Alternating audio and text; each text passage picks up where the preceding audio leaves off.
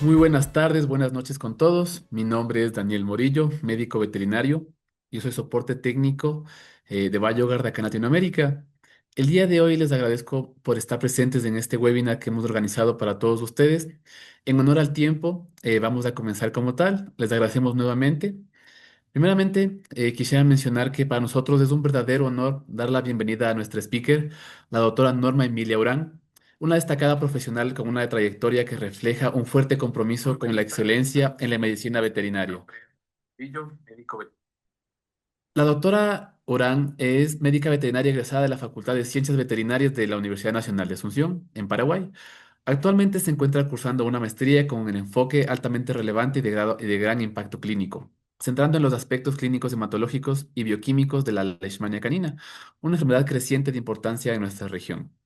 Su formación académica se complementa con diplomados en áreas claves para el ejercicio moderno de la medicina veterinaria, incluyendo diplomados de patología clínica en caninos y felinos por la Universidad de Andrés Bello en Chile, así como diplomado en gestión de calidad bajo las normas ISO.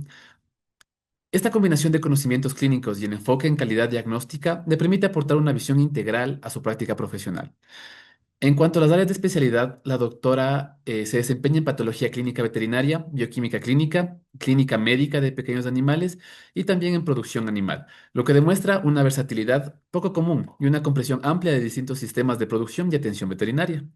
Su aporte a la ciencia también es destacable. Ha participado como autora, coautora en diversas publicaciones científicas, así como en congresos nacionales e internacionales, abordando temas relacionados en perfiles metabólicos, de hematología y producción animal.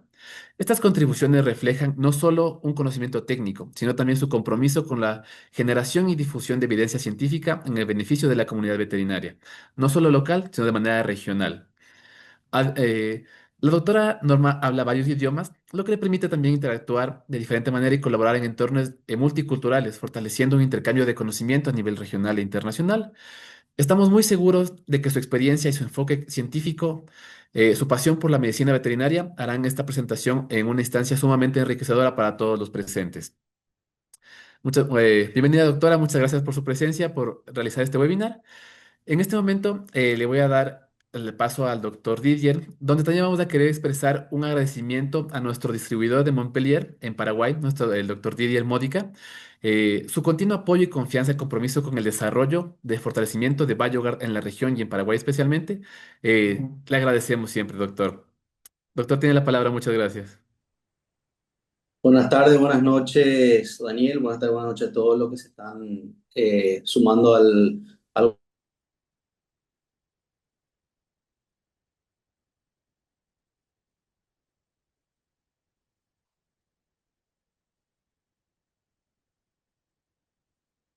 Me parece que el doctor justo tuvo un inconveniente en este momento. Sin embargo, vamos a regresar con el doctor en un momento. Mientras tanto, vamos a hablar de nuestra charla del día de hoy, que es una charla bastante productiva, bastante enriquecedora, tanto para el médico veterinario eh, que hace clínica como tal, ¿sí? El médico veterinario que hace ciencia como tal. Nuestro tema del día de hoy es del tratamiento empírico al diagnóstico rápido, abordando la resistencia antimicrobiana en clínica, ¿sí? Como les comentaba, cualquier duda, cualquier comentario, por favor, nos lo hacen saber. El doctor Didier está de regreso, por favor, doctor. Disculpe, problemas técnicos. Como está diciendo, buenas tardes, buenas noches a todos los que se están conectando. Yo me llamo Didier Módica, soy doctor veterinario. Acá en Paraguay estamos hace un par de años una alianza con Biogar, nuestra empresa se llama Montpellier Paraguay, y estamos muy orgullosos de contar con varios productos de la empresa de Biogar de Taiwán. Tenemos todo lo que es la parte de productos de pruebas rápidas por inmunocromatografía, para hemoparásitos, para diferentes enfermedades en todas las especies de animales de compañía. Y bueno, por supuesto también contamos también ya con los productos de, también conocen las máquinas de análisis como el MIST que se está conversando, y entre otros. Entonces, muy feliz de estar acompañándole, agradeciéndole al doctor Daniel por la invitación, a la doctora Norma. Le cedo la palabra al doctor Daniel. Agradecido. Muchísimas gracias, doctor. En este momento vamos a comenzar con el webinar. Doctora Norma, muchísimas gracias nuevamente por su participación, por poder armar este webinar como tal. Le dejo con usted la palabra. Muchas gracias. Buenas noches, ¿cómo están? Para mí es un gusto poder compartir con ustedes esta tarde. Agradezco mucho a la empresa Montpellier por la invitación y a Biogar por vamos a decir, por la oportunidad de participar en un tema tan interesante como esto. Si me permiten, voy a presentar las diapositivas para iniciar este webinar. Ahí voy. Si me ayudan por ahí, si hay algún inconveniente sobre esta parte técnica que no es tanto lo mío, si me avisan si se está presentando esto. Está perfecto, doctora, muchas gracias. Ahí está. Bueno, voy a dar inicio para poner contextualizar en la situación que estamos viviendo. Estamos ante una problemática mundial en donde el uso indiscriminado de terapias antimicrobianas con un fin terapéutico o con un fin productivo dio inicio a la aparición de multiresistencias antibacterianas.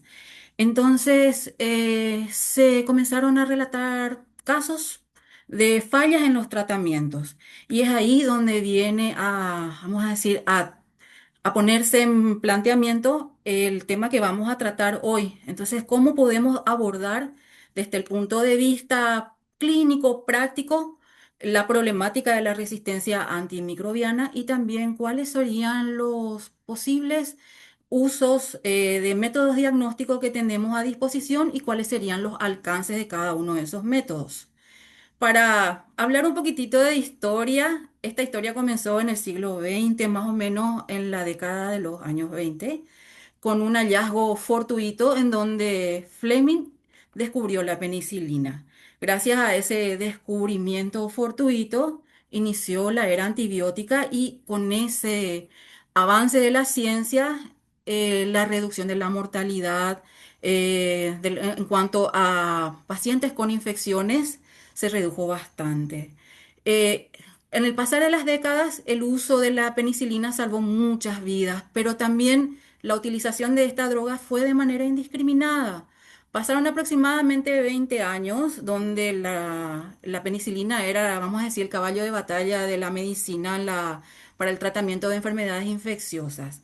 Tanto fue así que se produjo una industrialización masiva de este tipo de antimicrobiano con fines médicos al principio. Luego se utilizaron con fines veterinarios y comenzaron a verse otras utilidades desde el punto de vista productivo en la aplicación de antimicrobianos en diferentes aspectos de la vida humana o industrial. Pasaron los años, no fueron muchos años realmente, y a partir de la década de los 50 comienzan a aparecer los primeros reportes de resistencia a la acción de ese fármaco.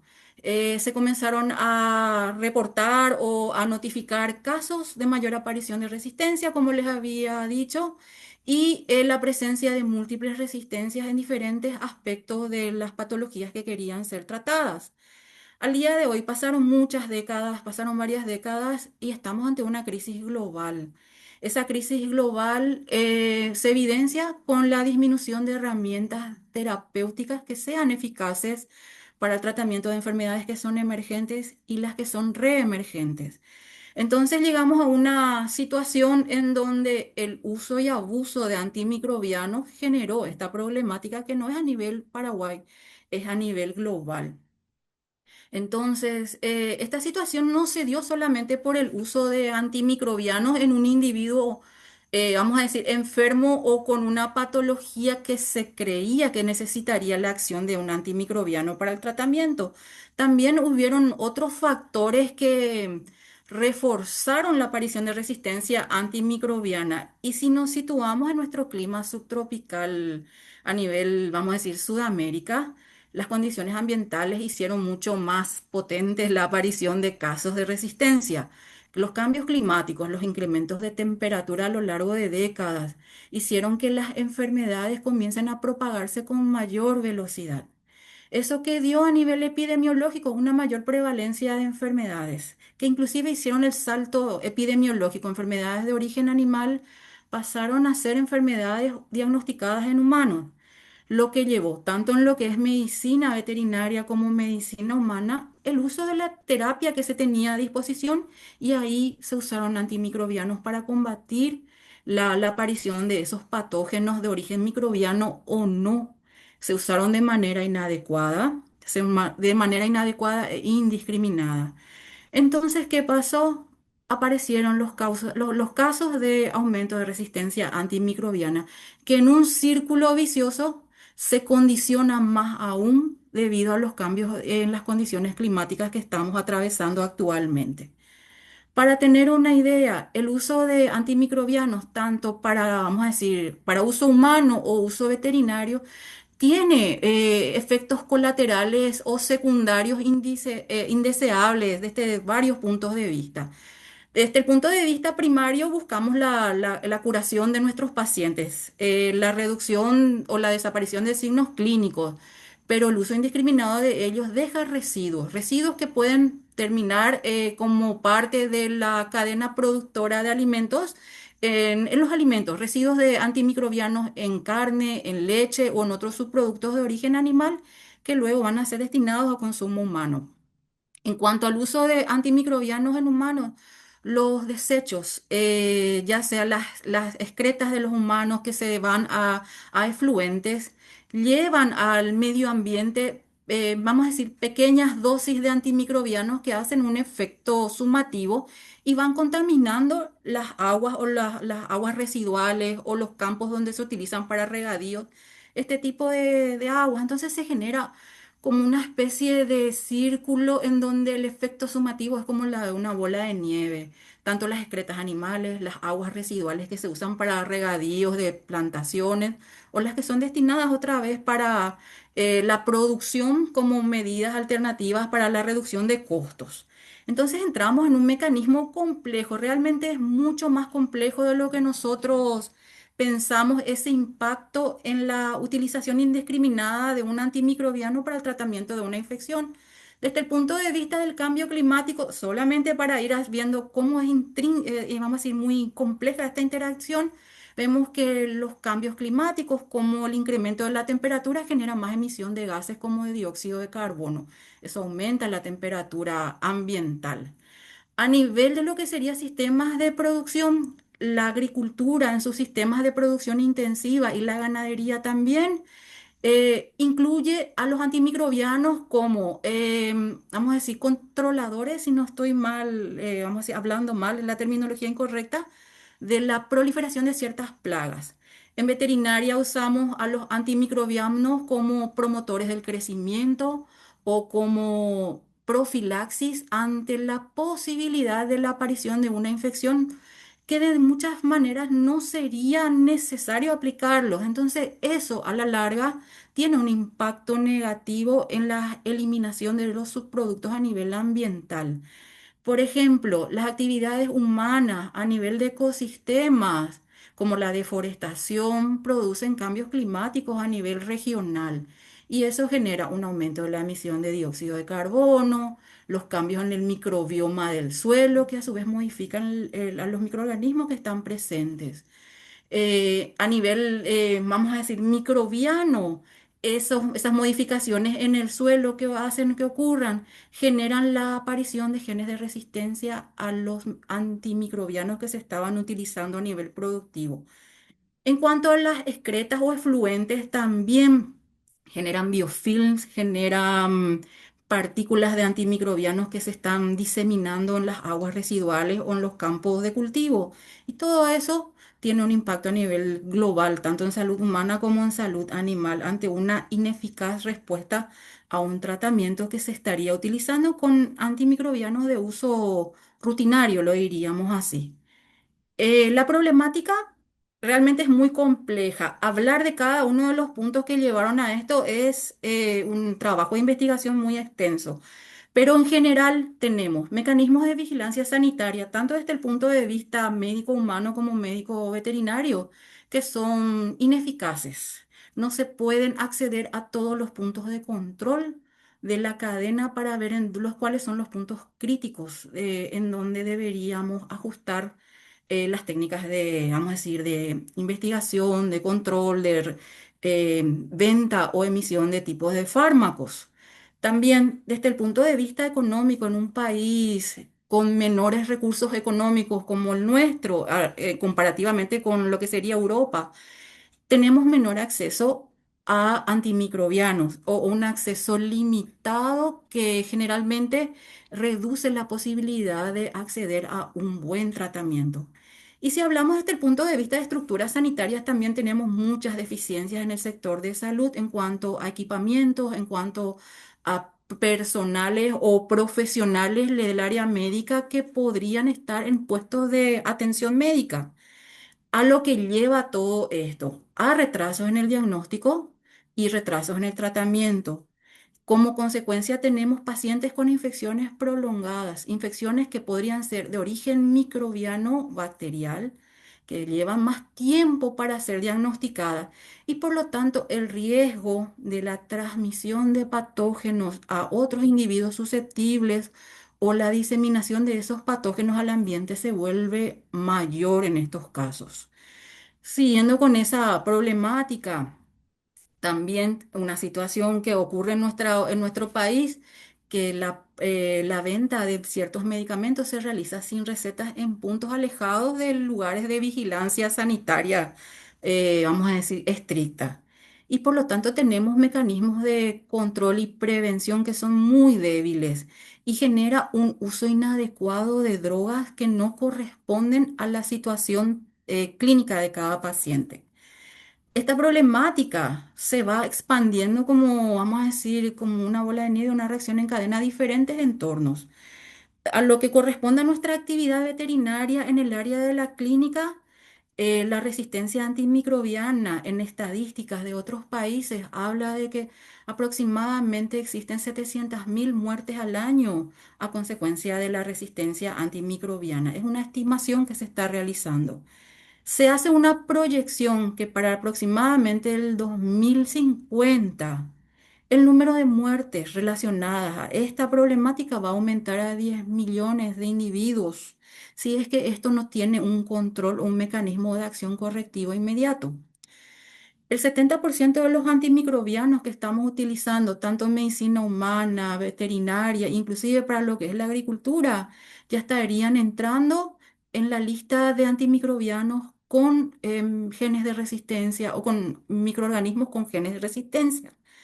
Todo esto se da porque normalmente la temática o la forma de trabajar es realizar prescripciones medicamentosas inapropiadas o porque eso va de la mano a malas prácticas del control de infecciones de origen microbiano y también o sumado la falta de diagnósticos clínicos y laboratoriales que sean efectivos a la problemática que presenta ese paciente. Todo esto genera una situación que llega a escapar de las manos tanto para médicos humanos como para veterinarios. Entonces entramos en una cruzada en donde nuestra actividad veterinaria tiene mucha, vamos a decir, mucha injerencia o mucha influencia tanto en lo que sería el sistema de salud humana y también el impacto ambiental de nuestra actividad veterinaria. Y ahí entramos en este concepto que manejamos ahora todos los días, el concepto de una salud, en donde todo está integrado. Tanto las enfermedades de origen animal tienen una vinculación con lo que serían las enfermedades de origen humano y el impacto de esas partes con lo que sería la salud del medio ambiente o el entorno en donde cada uno de los individuos se desarrolla. Entonces estamos ante una problemática en donde el veterinario tiene la capacidad de actuar en cada uno de ellos y tiene la obligación y la responsabilidad de estar actuando de manera eficiente y ética en cada uno de estos aspectos.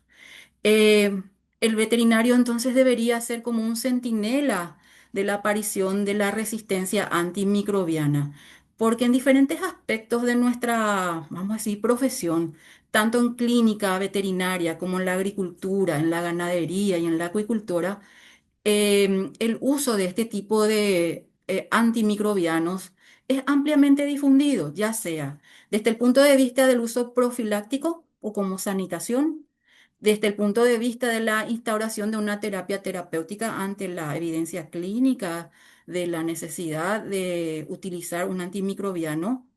En otros sectores productivos se utiliza como promotores del crecimiento para inhibir microorganismos que podrían ser competitivos desde el punto de vista de un sustrato y facilitar así la ganancia de peso diario. Todas estas, vamos a decir, estas actividades productivas en estos sectores pecuarios generan un impacto en cuanto a la eliminación de residuos a través de las excretas, a través de la orina u otros fluidos que van a parar a aguas residuales, que generan la diseminación de pequeñas partículas de antibióticos y eso a su vez con la microbiota que está presente ahí, interactúa generando modificaciones genéticas en esos aspectos y la aparición de genes de transmisión horizontal en esa población bacteriana. Entonces el mecanismo de, vamos a decir, de diseminación de este tipo de microorganismos, valga la redundancia, tiene una implicancia a largo plazo, a corto y a largo plazo. Desde el punto de vista de las actividades de los veterinarios, no solo la parte pecuaria, el veterinario integra diferentes aspectos, por ejemplo, mejorar los niveles productivos en animales, en ganadería. En cuanto a lo que sería la parte de medicina de la conservación, un veterinario también es responsable para mantener la biodiversidad y la sostenibilidad de los, vamos a decir, los animales silvestres o animales salvajes, según la terminología que lo utiliza, evitando también o reduciendo el contacto entre animales de producción y animales silvestres. Desde el punto de vista de los productos de origen veterinario y los que van a ser destinados a consumo humano, también tienen que desarrollar mecanismos de control o de vigilancia para garantizar que lo que está produciendo a nivel veterinario, o vamos a decir los productos de origen veterinario, sean inocuos para la población humana, perdón. Entonces, reducir la posibilidad de la aparición de enfermedades de transmisión a través de vectores sería una de las posibilidades que el veterinario debería manejar con el ejercicio ético de la profesión. Y desde el punto de vista de lo que sería la salud de los animales salvajes o animales silvestres con respecto a la población humana, es reducir el efecto o antropogénico de la actividad humana sobre lo que serían los hábitats de este tipo de animales de los que estábamos hablando recién. Entonces, reducir la posibilidad del acercamiento entre animales silvestres y humanos para evitar la aparición de nuevas zoonosis en ambas poblaciones. Desde el punto de vista del marco legal en donde nos estamos manejando en Paraguay, existe un plan de vigilancia de la resistencia antimicrobiana. Este es un plan nacional de resistencia que actualmente está vigente. Se emitió en el 2024 y este plan rige hasta el 2028.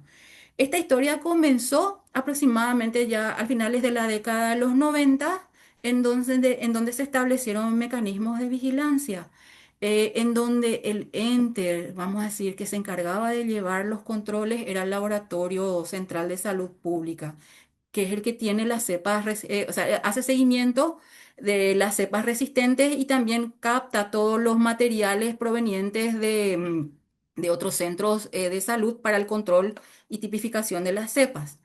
Este plan de resistencia antimicrobiana estableció una red de vigilancia contra esta problemática, haciendo trabajos en conjunto entre hospitales, entre laboratorios públicos, privados y centros veterinarios a nivel país. Se estableció un mecanismo de vigilancia hospitalaria y comunitaria. Entonces se hacen ya trabajos en conjunto para monitorizar en lugares de alta presión selectiva en cuanto a la aparición de genes de resistencia, ya sea a nivel hospitalario y también desde el punto de vista del contexto comunitario de cómo sería el comportamiento o la diseminación de estos agentes antimicrobianos y su aparición la aparición de ciertos focos a nivel comunidad. Una problemática que también quiere resolver el Plan Nacional contra la Resistencia es unificar datos, es hacer una integración multisectorial entre los datos obtenidos a nivel gubernamental con los datos obtenidos a nivel del sector privado. Entonces, para hacer un conjunto representativo de la situación a nivel país. Esto a nivel Paraguay, vamos a decir, la fundamentación de este marco legal se va a basar siempre dentro de lo que ocurriría dentro de lo que sería la Constitución Nacional, en donde el artículo habla, lo que lo fundamenta es que todos los ciudadanos residentes en el país y paraguayos tienen derecho a acceso a los servicios de salud. También tiene fundamentado el Código Sanitario dentro de sus normativas y una de las, vamos a decir, resoluciones provenientes de esta lucha contra la resistencia es que la venta de antibióticos se debe realizar bajo receta médica controlada. También se creó un comité técnico nacional multidisciplinario en donde se incluyen veterinarios, bioquímicos, médicos y otras disciplinas asociadas a la salud para poder tener un panorama general de la problemática de la resistencia antimicrobiana. Para poder fundamentar el Plan Nacional 2024-2028, se utilizó como fundamento o base el plan anterior que se va actualizando constantemente.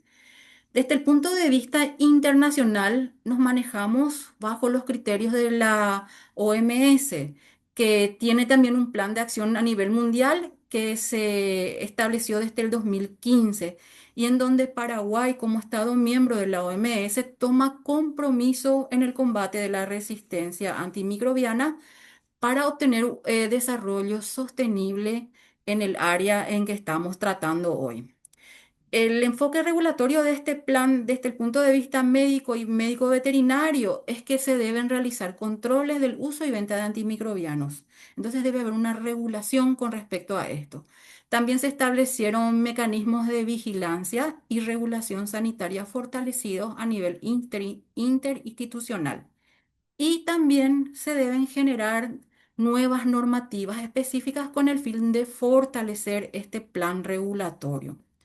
Todo esto desde el punto de vista legal, se generaron objetivos que son proteger la salud pública para reducir el riesgo de la diseminación de la resistencia a través de charlas o comunicaciones que permitan la sensibilización, primero de los profesionales de la salud, también concientizar o concienciar a propietarios de animales y a la comunidad sobre el uso racional de los antibióticos.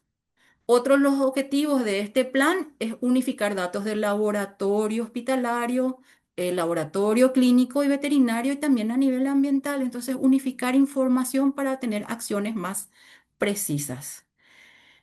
El objetivo del control de la diseminación de la resistencia se va a establecer a través de programas de bioseguridad y de saneamiento con el fin de reducir la necesidad del uso inadecuado de antimicrobianos. Por lo tanto, el uso racional de antimicrobianos como su regulación y monitoreo, tanto en medicina veterinaria, medicina humana y agricultura, están integrados dentro de los objetivos.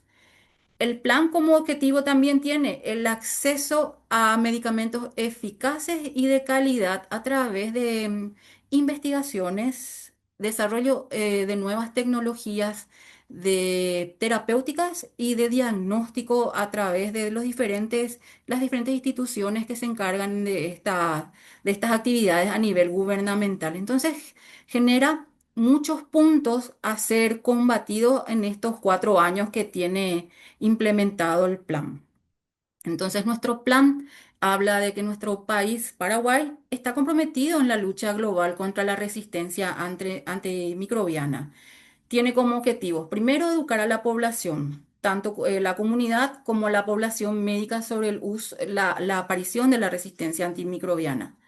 Segundo, generar mecanismos de vigilancia sanitaria que permitan regular la venta de los antimicrobianos, prevenir el uso irracional, regular vamos a decir, la actividad que permite la prescripción de los antimicrobianos y favorecer investigaciones que desarrollen nuevas tecnologías, tanto para la elaboración de fármacos y nuevos métodos diagnósticos eficaces para vamos a decir, para el tratamiento de estas enfermedades. Bueno, toda esta problemática que vimos, que es el uso indiscriminado, la prescripción sin necesidad, genera en muchos casos un fallo terapéutico.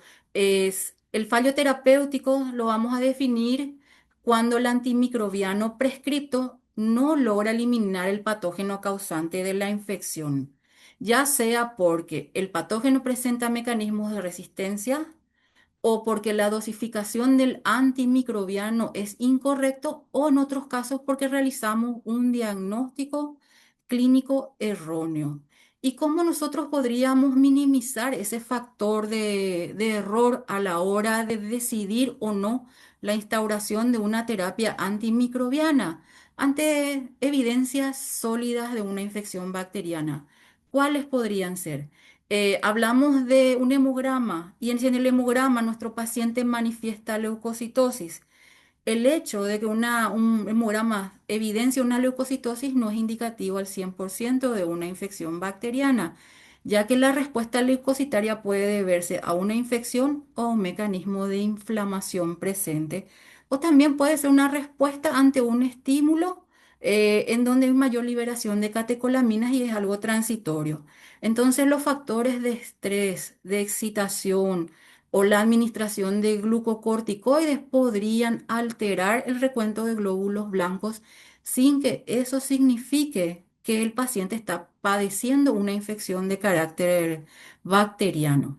O si estamos hablando de un paciente que llega a consulta con fiebre o con una hipertermia y no se pueda determinar en el momento del examen físico el origen de esa fiebre, no sería, vamos a decir, excusa o motivo para poder realizar la terapia antimicrobiana sin otra evidencia fundamentada para poder prescribir. En el caso de pacientes con problemas cutáneos, una dermatitis, la presencia del prurito de por sí o la alopecia no es justificativo para la instauración de un tipo de terapia antimicrobiana. Pero eso sí, la aparición de lesiones pustulosas o collaretes epidérmicos o heridas con exudados purulentos podría ser ya motivo para la prescripción de este tipo de fármacos y con mucha más justificación clínica, farmacológica y microbiológica. En algunos casos, la decisión clínica ante esas posibilidades que les estaba comentando recién llevan directamente a la prescripción de un antimicrobiano para disminuir o solapar signos clínicos. En el caso de infecciones del tracto urinario en gatos, muchas de esas infecciones no son de origen microbiano de por sí, y las estadísticas hablan de que en un cultivo realizado en gatos con infecciones del tracto urinario inferior, menos del 5% de esos cultivos son positivos a microorganismos. Entonces, no es el hecho de tener un cuadro obstructivo o inflamatorio en vejiga motivo suficiente para poder acceder o prescribir este tipo de terapia.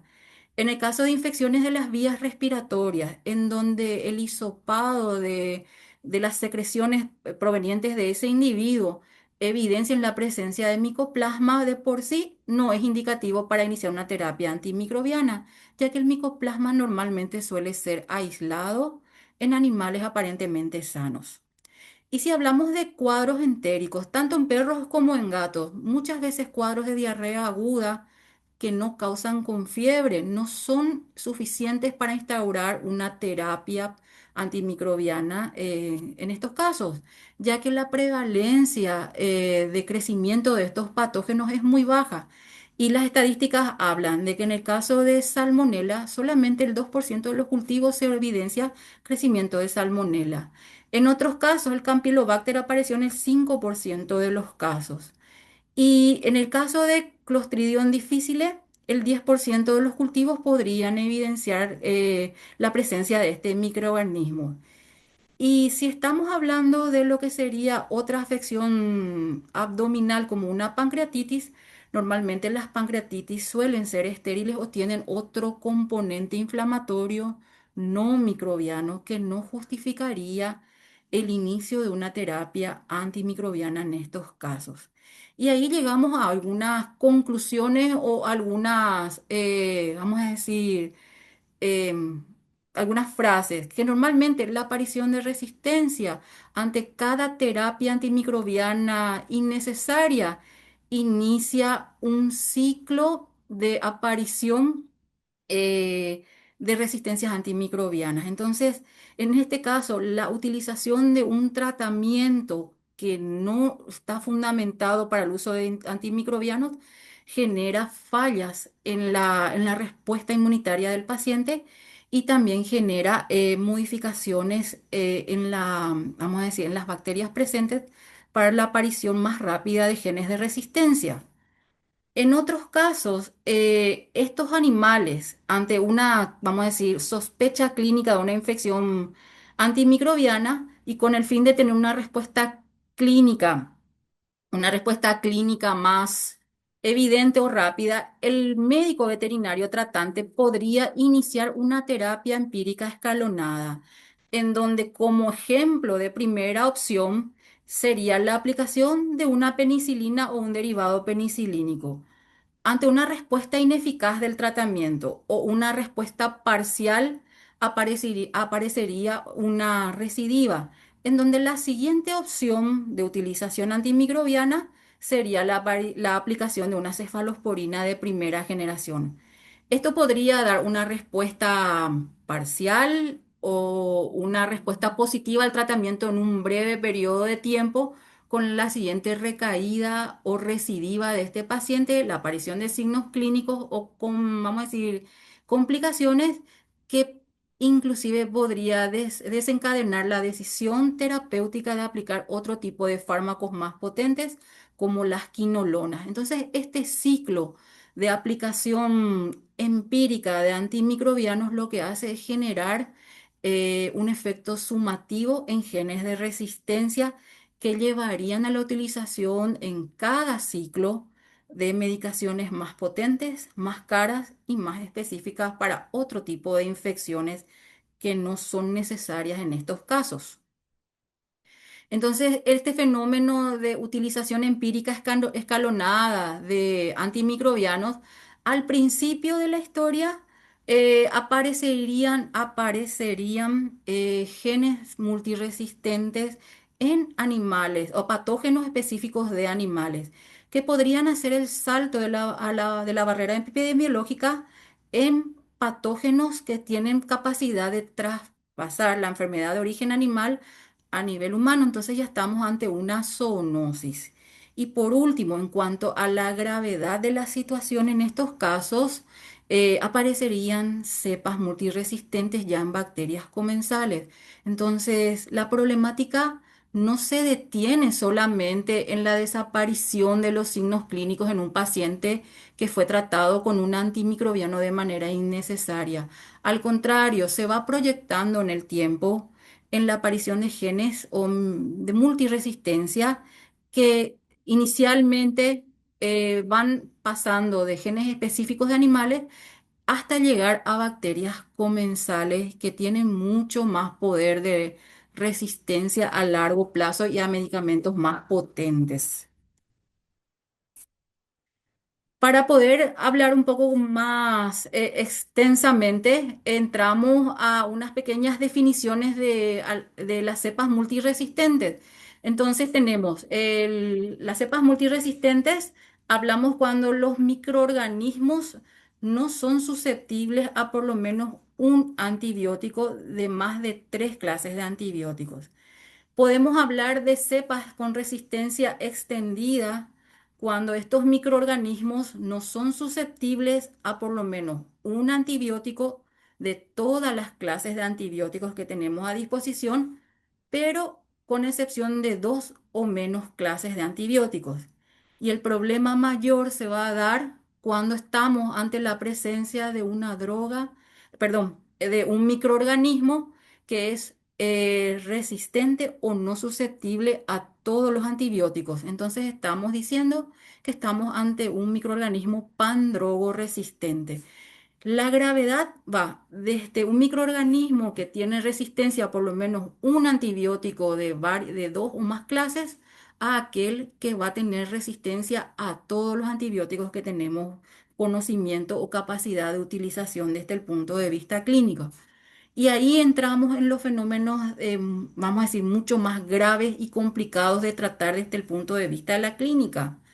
Aquí tenemos un estudio de Camacho y Silva que hicieron en un hospital en México, en pacientes internados. Hablamos de un hospital humano, vamos a decir, en donde en este estudio que ellos realizaron aproximadamente con 70 pacientes, vieron que en aislamientos con bacterias gram negativas, eh, el 70%, aproximadamente el 66% de los aislados ya tenían genes de multiresistencia. Luego hubieron un porcentaje menor de genes de resistencia extendida en bacterias gram negativas siempre y un porcentaje por debajo del 5% en pan-drogo resistentes en este tipo de genes.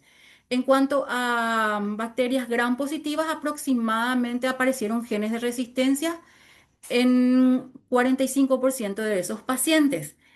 Y en el siguiente gráfico se explica con más detalle qué tipo de materiales fueron utilizados en los cultivos y vieron quiénes fueron los microorganismos que crecieron con los genes de resistencia que les estaba comentando. Aquí, por ejemplo, en cultivos de orina, las cepas que más crecieron con multiresistencia eran cepas de Escherichia coli. En exudados o escaras, en estos pacientes teníamos la Escherichia coli y le tenemos a un estafilococcus que es el epidermidis. Aparecieron también genes de resistencia extendida para lo que sería la Pseudomonas aeruginosa. En catéteres y hemocultivos, otra vez le tenemos a la perdón, al estafilococcus epidermidis, junto con la Escherichia coli, y le tenemos aquí a lo que sería la Klebsiella. En cambio, fíjense la cantidad de casos que aparecieron en secreciones bronquiales productos de la expectoración. Tenemos Escherichia coli, tenemos al Staphylococcus, le tenemos otra vez a la Pseudomonas y le tenemos a la Klebsiella entre estos microorganismos presentes en estas secreciones. Y luego tenemos otros cultivos varios. Aquí tenemos vamos a decir, una variedad de microorganismos con diferentes espectros de resistencia.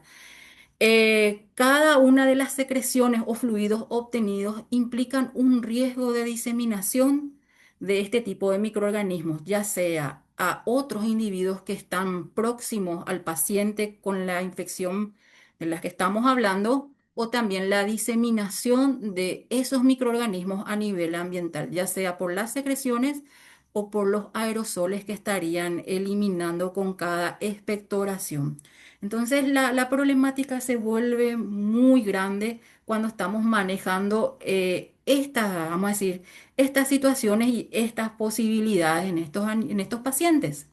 Entonces, las terapias comienzan a recidivar en el tema de la respuesta clínica apropiada, lo que hace que muchos propietarios de nuestros pacientes declinen la visita vamos a decir, al veterinario y declinen llevar a cabo la finalización de esa terapia. ¿Por qué? Porque cada ciclo de fracaso lleva a costos elevados de los servicios, ya sea porque las medicaciones se van cambiando constantemente a drogas que son más potentes y más caras, porque necesitamos más estudios laboratoriales que avalen la decisión terapéutica. En otros casos, el paciente o el propietario del paciente específicamente decide abandonar la terapia porque no ve una buena respuesta clínica a la terapia que estamos instaurando. Entonces tenemos un paciente que sale de nuestro control o de nuestra vigilancia que podría entrar en un riesgo epidemiológico de diseminación de microorganismos a nivel comunitario o vamos a decir a nivel hogareño o a nivel comunitario. Pacientes que son, vamos a decir, mascotas o que conviven en un ambiente hogareño y están en contacto con personas susceptibles, ya sea personas inmunocomprometidas, son foco de contagio de cepas multiresistentes a esos individuos. Entonces la problemática se agrava mucho más, hace el salto epidemiológico de una enfermedad o un microorganismo de origen animal, pasa la barrera y comienza a proliferar en un ser humano. Y en el último de los casos, el propietario, al no ver una buena respuesta terapéutica, decide eutanasiar a ese paciente debido al tiempo prolongado en cuanto a fracasos en el tratamiento o a los costos elevados de llevar a cabo esa terapia de manera más adecuada. Todo eso para nosotros como médicos veterinarios implica mucho desgaste de tiempo, desgaste de recursos y también la parte emotiva que uno tiene con el apego de sus pacientes, pero ya queda como decisión del propietario, vamos a decir, el fin de ese tratamiento con respecto a sus mascotas. Y los microorganismos que podrían llevar a estos fracasos, vamos a denominarle como microorganismos de alerta roja que en el caso de ser detectados en cultivo deben ser tomados de manera prioritaria a la hora de establecer una terapia efectiva.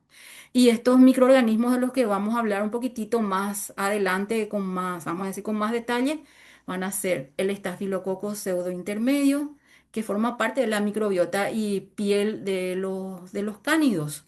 Luego le tenemos aquí a la Escherichia coli, que es microorganismo principalmente aislado en infecciones del tracto urinario y en infecciones reproductivas. Y por último le tenemos a una problemática a nivel mundial, que es la Pseudomonas aeruginosa, que es la ocasionante de infecciones urinarias y también de infecciones respiratorias que se podrían diseminar por el torrente circulatorio o sanguíneo. Y para ir hablando con un poquitito más de detalles, para relatar un poco la problemática del estafilococo pseudointermedio, específicamente con cepas multiresistentes, hablamos de que este microorganismo forma parte de la microbiota de la piel y mucosa de los perros, pero desde el punto de vista genético, él se integra al grupo de estafilococos, que están el intermedio y el delfini.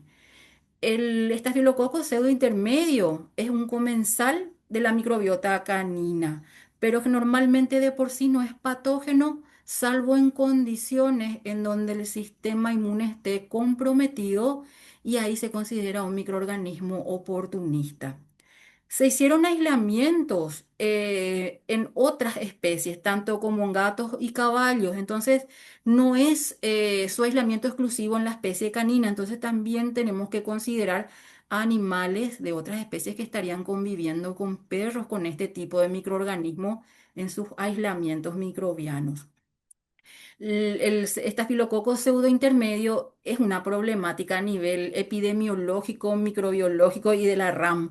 ¿Por qué? Porque se está generando o posee más bien múltiples factores de patogenicidad y virulencia que le hacen mucho más efectivo para este microorganismo la diseminación y la colonización en diferentes tejidos y órganos y en diferentes áreas también. Entonces, la persistencia de este microorganismo en diferentes ambientes es mucho más perdurable en el tiempo. Y una problemática más grande es que hay una alta resistencia a la actividad de antimicrobianos con respecto al estafilococos. Entonces, tiene resistencia a la meticilina, a las quinolonas y a los macrólidos. Es por eso que se habla de una multiresistencia antimicrobiana. Eso desde el punto de vista de la salud animal, pero ¿cómo esto se extrapola a la salud humana? Porque normalmente el estafilococcus de por sí no se considera un patógeno, vamos a decir, de por sí, salvo que existan situaciones inmunocompetentes en el individuo humano, lo vamos a llamar de esa manera, que permiten la invasión, la colonización y la diseminación de este microorganismo. Normalmente no va a colonizar la piel y la mucosa de los humanos, salvo situaciones de inmunosupresión. ¿Y cómo se realiza eso? Esa, vamos a decir, esa contaminación o ese contagio, cuando hay un contacto estrecho entre animales y el humano, o el animal o el humano fue sometido a procedimientos médicos invasivos que bajaron sus defensas. Entonces, los aislamientos de estafilococos pseudointermedios en humanos habla del alto potencial zoonótico de esta bacteria. Y hay muchos reportes científicos de transmisión mascota propietario. Cada vez hay más casos que reportan infecciones en humanos por la presencia de este microorganismo resistente a varios antimicrobianos. La otra bacteria que vamos a ir hablando hoy es la Escherichia coli, pero específicamente las cepas multiresistentes. Es una bacteria que habita el intestino. Es en cuanto a la aparición de infecciones, es la bacteria que más comúnmente se aísla en infecciones del tracto urinario inferior en perros y en gatos.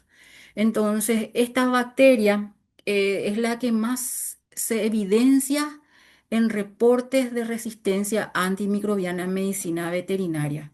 Y solamente para recordar, la Escherichia coli tiene una amplia variedad de formas patógenas, tanto intestinales como las extraintestinales, y es causante de múltiples infecciones. En el caso de la especie canina, específicamente la que causa las infecciones del tracto urinario son las infecciones de las cepas uropatogénicas. ¿Y cómo se extrapola esto vamos a decir, a la población humana? Porque tiene un alto potencial zoonótico. Cada vez son más presentes los aislamientos de estas cepas uropatógenas en individuos con infecciones. Entonces, lo más peligroso de las Escherichia coli multiresistentes es que manejan un mecanismo de transmisión genética vamos a decir, a células hijas de genes de multiresistencia. Y entre esos genes de multiresistencia están aquellas bacterias que son portadoras de genes de las beta-lactamasas de espectro extendido. Entonces, el impacto de la aparición de una infección de este tipo en su repercusión a la multiresistencia antimicrobiana es muy grande. Y como habíamos visto recién en aquel gráfico, prácticamente todos los aislamientos en diferentes secreciones o fluidos que se vieron en esos individuos sometidos a estudio tuvieron como presencia en gran cantidad de este tipo de microorganismos.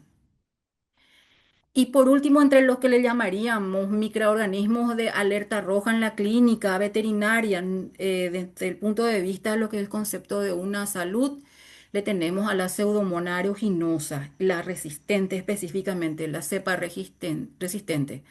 Se habla de que las infecciones donde se presenta este tipo de microorganismos se ven en oído, en heridas, inclusive en infecciones respiratorias, tanto de animales como de humanos. Tiene genes de resistencia intrínseca a muchos antimicrobianos, pero el gen que tiene más relevancia desde el punto de vista epidemiológico es el gen de resistencia a las carbapenemasas. Y esas son las que tienen importancia desde el punto de vista de la salud global por vamos a decir, la necesidad de alejar este tipo de microorganismos en lugares de terapias intensivas o a individuos con cuidados críticos o inmunocomprometidos. Por lo tanto, a nivel de lo que sería Organización Mundial de la Salud, se deben reportar los casos con este tipo de microorganismos, con este gen de resistencia, ya que las infecciones resultan generalmente fatales en este tipo de individuos críticos o inmunocomprometidos. Se ven muchos casos, primero de morbilidad y de mortalidad en pacientes infectados en terapia intensiva a cepas resistentes a los carbapenemes. La Pseudomonas aeruginosa, específicamente resistente a este tipo de microorganismos, se considera de alta prioridad para la Organización Mundial de la Salud. Entonces son microorganismos que deben ser atacados de manera correcta, de manera adecuada y manejados desde el punto de vista del criterio epidemiológico que implica el riesgo de la misma ante la aparición. Por lo tanto, este ciclo de terapias inefectivas, fracasos en la terapia, elección de antimicrobianos, vamos a decir, en orden creciente de potencia o de efectividad, lleva a una problemática a la cual nosotros nos solemos encontrar en nuestra clínica, en donde tenemos el paciente que le podríamos llamar el paciente de los 1000 antibióticos, al paciente que ya no sabemos qué agregarle o qué viene en la lista de lo que podríamos agregar. Le podríamos llamar al paciente de los 1000 antibióticos aquel que ya tuvo más de 3 ciclos de terapia antimicrobiana en el último año. Y esas terapias fueron, vamos a decir, inefectivas o con recidivas. La aparición de terapias, vamos a decir, insuficientes en cuanto a la respuesta clínica del paciente, indica que este paciente tiene microorganismos con alta cantidad de cepas resistentes a los antimicrobianos que estamos utilizando. Entonces entramos en un paciente que ya, o en nuestra clínica, o ya recorrió varios centros de atención veterinaria con antecedentes de terapias antimicrobianas, ya sea con penicilínicos o con quinolonas, pero todos hablan de fracasos terapéuticos en cada sesión antimicrobiana. Otra situación a la que nos podríamos enfrentar, que escapa muchas veces a nuestras manos, es que el paciente ya viene con una automedicación por parte del propietario, sin considerar el tipo de microorganismo presente, la dosis que es necesaria para el tratamiento de esa infección y con respecto al peso del animal y a la especie. Entonces, estamos ante una problemática que otra vez potencia más la situación grave que estamos viviendo. Estamos hablando de un paciente con una infección crónica recurrente, episodios de mejoría clínica con recaídas otra vez. Estudios que revelan, vamos a decir, una mejoría citológica o microbiológica, pero en un periodo de 3 meses vuelve a aparecer a la clínica con el mismo síntoma o con complicaciones que se le van sumando. Y estos son los pacientes clásicos para nosotros, los pacientes con otitis, que comienzan con una otitis levaduriforme y que se van complicando con bacterias, pacientes con infecciones en la piel, con similitud a piodermas y luego se van profundizando en cuanto al grado de lesión cutánea. Infecciones del tracto urinario. Casi todos estos pacientes van llevando a la clínica una sesión de terapias y luego aparecen con sintomatología de una respuesta ineficaz a esa terapia utilizada. Y en el último de los casos, no en los últimos, una de las situaciones que podríamos ver es que estamos utilizando antibióticos críticos sin el aval vamos a decir, el aval científico de un cultivo con pruebas de sensibilidad. Entonces utilizamos antibióticos muy potentes, antibióticos muy específicos para la situación que estamos tratando de resolver. Y ahí tenemos los carbapénemes, las fluoroquinolonas, cefalosporinas de tercera generación que no van acompañadas sus decisiones de uso con el aval de un cultivo y un antibiograma o con pruebas de sensibilidad, solamente con el fin de cambiar drogas que no fueron efectivas por una más potente y buscar la mejoría clínica inmediata de nuestros pacientes. En cuanto a eso, la situación se va complicando a medida que tengamos un paciente hospitalizado, al cual le hemos realizado también procedimientos invasivos, hospitalizaciones prolongadas, la posibilidad de la adquisición de una infección nosocomial cuando el paciente lleva largos periodos de internación o se le realizaron varios procedimientos genera un alto riesgo de la aparición de estos microorganismos de alerta roja que estábamos hablando. Un paciente quirúrgico en donde se utilizaron implantes o la aplicación de implantes o procedimientos muy prolongados aumentan el riesgo de contaminación bacteriana y el riesgo de una infección. La aplicación de dispositivos invasivos, ya sea catéteres endovenosos, sondas urinarias, tubos de drenaje, tubos endotraqueales son puertas de entrada para microorganismos patógenos hospitalarios.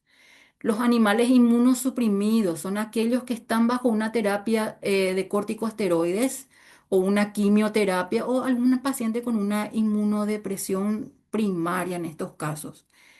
También tenemos una susceptibilidad racial que se asocia mucho a estas que vamos a citar ahora, que son pacientes Bulldog, los Shar-Pei, los West Highland y los White Terrier son aquellos que tienen más probabilidad de adquirir este tipo de infecciones. Y también estos individuos que están en ambientes clínicos, en donde hay una diseminación de cepas bacterianas con genes de multiresistencia, y vamos a decir, se instalan dentro del ambiente hospitalario en donde el individuo inmunocomprometido tiene más susceptibilidad de adquirir este tipo de patógenos aquí. Entonces, estos animales con historiales prolongados de hospitalización o procedimientos invasivos son muy susceptibles a la aparición de esta problemática que estamos relatando. Y luego tenemos a una situación en donde hablamos de otro perfil de riesgo, son los portadores asintomáticos, también tan complicado de detectar y tan peligroso desde el punto de vista epidemiológico. Son animales que no tienen sintomatología clínica evidente de una infección, pero son portadores o individuos que van eliminando a través de las secreciones, a través del contacto directo con individuos susceptibles, cepas multiresistentes. Ese riesgo es tan grave como los otros que estábamos relatando. Entonces, no hay signos clínicos de infección. La diseminación de microorganismos se da a través de la saliva, de las secreciones y de las excreciones. También él puede ser como un ente transmisor a otros animales que conviven con él en la casa, ya sea de la misma especie o de especies distintas. Entonces las barreras epidemiológicas van diseminándose o van aumentando en estos casos. ¿Y cómo nosotros solamente podríamos ir detectando esta situación? A través de estudios laboratoriales que apoyen la evidencia de que este paciente está diseminando este tipo de microorganismos. En cuanto a nuestro contacto estrecho con las mascotas como animales de estimación, el riesgo se eleva mayormente porque ellos comparten nuestra casa o inclusive son los dueños de la casa. Ese contacto estrecho entre personas y animales fomenta mucho más mecanismos de diseminación. Y más aún si en ese hogar existen niños, adultos mayores o personas inmunocomprometidas que tengan contacto estrecho con estos animales.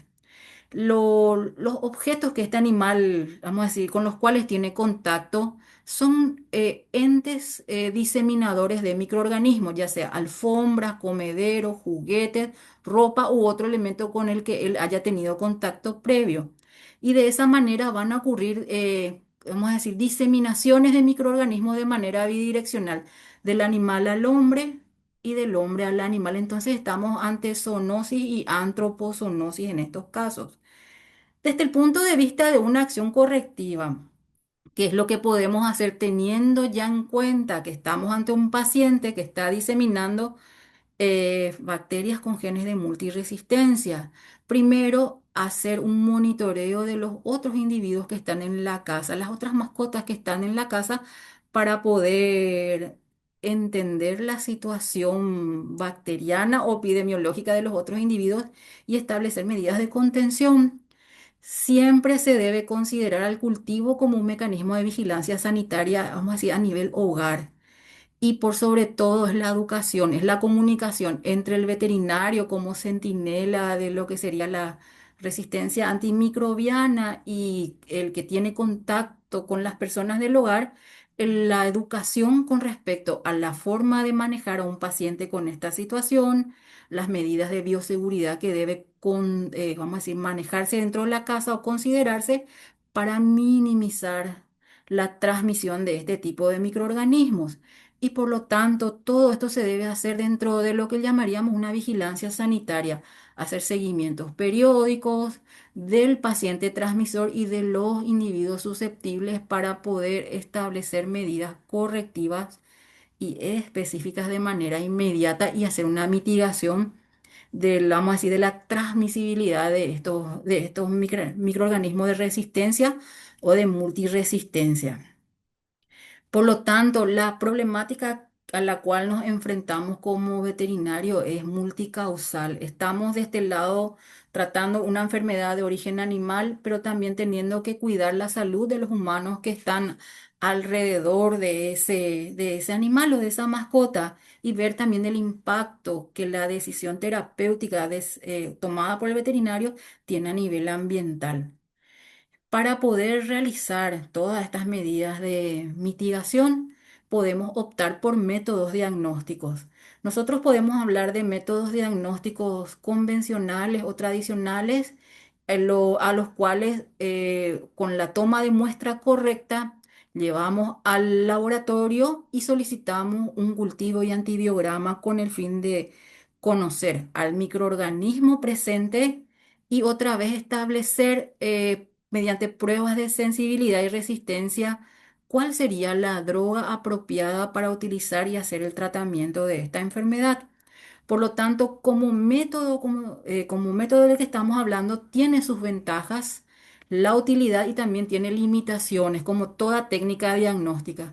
Si hablamos del cultivo microbiológico tradicional, se habla de que es viable y cuantificable porque permitimos, mediante la correcta extracción de la muestra y acondicionamiento de la muestra, observar al microorganismo, entender la morfología del microorganismo y también su reacción con las coloraciones de Gram.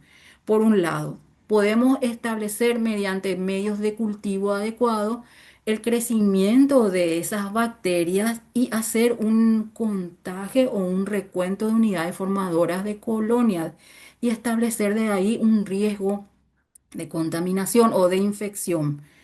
Si seguimos avanzando en el proceso laboratorial del cultivo como tal, ese microorganismo se llega a aislar. Se llega a aislar y luego se pasa a la siguiente etapa en donde se le realizan pruebas de susceptibilidad, en los cuales se ve los halos de inhibición a antimicrobianos o vamos a decir, la resistencia de esos antimicrobianos utilizados en esos discos de difusión a lo que se está, vamos a decir, testeando para el microorganismo en cuestión. Desde el punto de vista económico, un examen microbiológico no demanda muchos costos. Vamos a decir que no es entre la batería de exámenes diagnósticos que tenemos ahora a disposición, está dentro de un costo que se considera normal o nada excesivo. Pero los resultados que obtenemos con esos cultivos y antibiogramas son de mucha utilidad para poder identificar al patógeno y también entender al patógeno desde el punto de vista de su actividad antimicrobiana con los medicamentos que quisiéramos utilizar o tenemos a disposición. Si seguimos avanzando en el proceso microbiológico y queremos entender más, vamos a decir, la biología de ese patógeno, se recurre a pruebas bioquímicas, en donde se ven por diferentes reacciones más precisión en cuanto al comportamiento de ese patógeno. Y si seguimos avanzando, podríamos entrar en pruebas ya moleculares que, vamos a decir, escapan dentro de lo que consideramos el examen microbiológico tradicional. Pero con eso nosotros tenemos información y más precisión a la hora de llevar esto a un tratamiento certero. Pero como todo método diagnóstico, muchas veces juegan contra nuestro los tiempos de emisión de resultados, cosa que en nuestro mundo, en donde tenemos que resolver problemas de manera inmediata, el factor tiempo es muy costoso para nosotros. Esperar como mínimo 72 horas para tener un resultado es un lujo que no podemos darnos en muchos casos porque necesitamos acciones inmediatas. Otra desventaja que podríamos agregarle a esta lista es que para poder realizar un examen microbiológico debe ser un personal capacitado, con un entrenamiento en el área, perdón, con conocimientos de bioseguridad y microbiología, como estábamos hablando, para el poder hacer el manejo correcto de cada una de las etapas de este examen diagnóstico.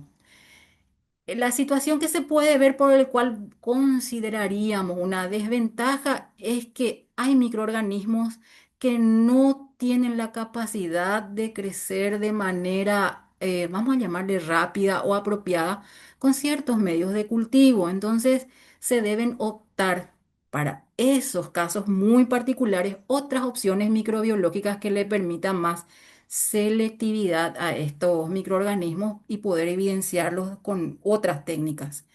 Y otros patógenos tienen alta selectividad a medios de cultivo que demoran mucho más tiempo para crecimiento en cuanto a demanda de nutrientes. Entonces, los medios de cultivo tradicionales o estándar no son los adecuados para la utilización e identificación de estos patógenos. Entonces, eso demora mucho más el proceso diagnóstico para la obtención de resultados. Y por último, y vamos a decir que es un poco el más desagradable para nosotros porque todo nuestro trabajo no sirvió para nada, es que la muestra que emitimos al laboratorio, remitimos al laboratorio, mejor dicho, es una muestra que se contaminó en el proceso de llegada de la misma al laboratorio de microbiología. Entonces, esos riesgos de contaminación invalidan todo el proceso que estuvimos realizando anteriormente. Entonces, un trabajo que fue tirado a la basura prácticamente. Para poder entender esto, de todos los pros y contras de esta situación de lo que le estoy hablando, del método tradicional, generan en el clínico la decisión de omitir este paso. Entonces, al omitir estos pasos, el que decide instaurar una terapia de manera empírica, porque la respuesta del paciente debe ser rápida para que la desaparición de los signos clínicos ayuden a que el paciente o el propietario del paciente generen vamos a decir, una relación de confianza con el clínico. Porque el clínico muchas veces deja en segundo plano o en tercer plano inclusive la utilización del método microbiológico de cultivo, porque él necesita una respuesta rápida, un tratamiento rápido que no puede demorar más de 48 horas por esperar un resultado. Es a la actuación inmediata para evitar el deterioro de un paciente. En el caso de pacientes críticos que están con un fallo multiorgánico o shock séptico o inmunosuprimidos, esto no permite la pérdida de tiempo desde el punto de vista de la instauración de una terapia. Entonces se debe iniciar inmediatamente un tratamiento antimicrobiano para revertir ese cuadro crítico. Y ahí es donde nosotros vemos que el clínico siente como una especie de frustración con los tiempos que demora el laboratorio en emitir un resultado. Entonces le ve al laboratorio microbiológico como una herramienta, sí, pero una herramienta que demora en darle información, entonces lo deja de lado. Entonces lo ve como un método laboratorial relativamente inútil o innecesario en muchos casos. Y por lo tanto ahí él decide hacer su terapia según signos clínicos, según su experiencia clínica. Entonces, instaura una terapia antimicrobiana empírica o basada en las evidencias de la exploración clínica solamente. Entonces, muchas veces estas terapias son, vamos a decir, exitosas. ¿Por qué? Porque existen vamos a decir, en esas secreciones o en esa infección microorganismos que no presentan genes de resistencia.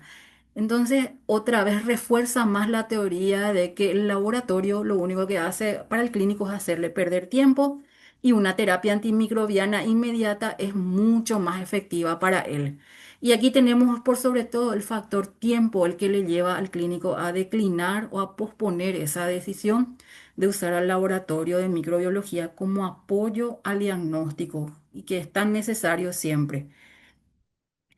Y ahí comienza la teoría. Cuando nosotros hablamos del empirismo, el empirismo siempre habla en muchos casos, o vamos a decir, colegas de una escuela veterinaria más antigua que la nuestra, de que muchas veces se pierde tiempo usando a métodos laboratoriales. Y siempre se basa en estos, o vamos a decir, en este discurso. ¿Por qué voy a usar al laboratorio si yo con el tratamiento ya dejo de gastar ese dinero y aplico yo un fármaco que le va a dar una respuesta clínica inmediata? Entonces decimos que el empirismo es conveniente porque es barato. Omitimos varios pasos en el proceso diagnóstico, vemos una respuesta favorable del paciente a corto plazo. Entonces no esperamos resultados. Y en este caso, el propietario del paciente ya se va de la clínica o del hospital con un tratamiento instaurado que debe seguir en su domicilio. Normalmente estos tratamientos son relativamente exitosos o efectivos. ¿Por qué? Porque no estamos ante la presencia de microorganismos con genes de multiresistencia. Y eso otra vez refuerza mucho más la teoría del empirismo. ¿Por qué se va a ir reforzando eso? Porque el propietario que espera solamente resultados inmediatos. Entonces, ¿qué espera? Que el clínico al llegar vamos a decir, su paciente a la mesa de consultorio reciba el mismo y decida instaurar una terapia antimicrobiana. Entonces hay como una especie de retroalimentación positiva para el propietario. Llega, le diagnosticó y le trató. Reduce costos porque así el propietario percibe que se está ahorrando dinero al obviar exámenes complementarios que le dan información muy válida por la salud de su animal. Entonces también dentro del punto de vista de la relación de confianza propietario-veterinario, eso refuerza mucho más la posibilidad del retorno de ese paciente a la clínica al ver el propietario de que el veterinario resolvió un problema de manera inmediata. Entonces, vamos a decir, la problemática es también así variada, aparecen muchos factores en el transcurso de ese encuentro entre el propietario, el paciente y el veterinario dentro de la clínica. Y una vez más, el que sale perdiendo es el paciente debido a que se van pasando saltos, o se van saltando, perdón, episodios de diagnósticos basados en evidencia. Y por eso, desde nuestra mirada laboratorial, el clínico también deja de solicitar estudios complementarios al laboratorio de microbiología por diferentes factores o motivos. Uno de ellos sería la emisión de resultados que no tienen consistencia desde el punto de vista clínico. ¿Por qué? Porque cada laboratorio maneja un criterio en cuanto a metodología de trabajo y a emisión de resultados que muchas veces no coinciden con la manera de interpretar del propietario. En otros casos, esos resultados inconsistentes se van a dar por una muestra que se manejó de manera inadecuada. Entonces la calidad de esa muestra está deteriorada, una muestra insuficiente, una muestra que no se extrajo en el tiempo adecuado del proceso de la enfermedad y va a llevar a resultados que no coinciden con la condición clínica del animal. Y en cuanto a contaminación, también habla de una manipulación inadecuada de la muestra desde el momento de la extracción hasta el momento del transporte. Múltiples factores pudieron intervenir para que esa muestra se contamine y invalide ese resultado. En cuanto a otro factor, vamos a decir la falta de comunicación entre el clínico y el laboratorista o el laboratorio de microbiología. Muchas veces no hay una comunicación estrecha o una comunicación con mucha confianza en donde el médico veterinario tratante no puede explicar con mucha solvencia cuáles son los motivos por el cual solicita ese tipo de estudio. Y se asesoraría así vamos a decir, laboratorista, en donde el laboratorista le indicaría forma de obtención de muestras, tiempo, cuáles son las medidas para la extracción adecuada de la misma, los tiempos o la preparación del paciente previo a la toma de muestras. Y eso genera, vamos a decir, inconsistencias o una falta de coordinación a la hora de obtener un buen resultado. Y en otro caso también esa falta de comunicación o desconexión a la hora de que el clínico obtiene ese resultado, vamos a decir, en formato impreso, no tiene la capacidad suficiente para interpretar esos datos como relevantes o críticos a la hora de obtener, vamos a decir, dar una decisión diagnóstica efectiva. Hay situaciones, vamos a decir, negativas que tuvimos con anterioridad con un laboratorio que hace que descartemos la posibilidad de remitir muestras para este centro de diagnóstico. Por ejemplo, muestras con una evidente clínica de una infección bacteriana, pero que salieron negativas, ya sea por una mala toma de muestra o un mal procedimiento laboratorial que podría ocurrir. O también encontrar resultados de antibiogramas que no tienen una coincidencia con la evolución clínica. Entonces, otra vez entramos en una, vamos a decir, inconsistencia a la hora de ver resultados con los hechos y otra vez una falta de comunicación con el laboratorio ante la duda. Una cosa más que podría sumar una experiencia negativa al por qué, le vamos a decir, dejamos pasar de lado al laboratorio como aliado en nuestro trabajo, es que se usó una terapia antimicrobiana previa a la toma de muestras. Entonces tenemos una reducción de la población microbiana que debería ser evidente en el momento del estudio laboratorial, porque eso va a disminuir la sensibilidad de esos microorganismos en los cultivos y nos podrían dar otra vez resultados falsos negativos. Todo esto y muchas otras situaciones que se presentan generan, vamos a decir, una situación desfavorecedora para el clínico que debería trabajar en alianza con un laboratorio, generar confianza entre ambos, vamos a decir, sectores de la salud para fortalecer esa información en la cual el paciente es el que sale beneficiado.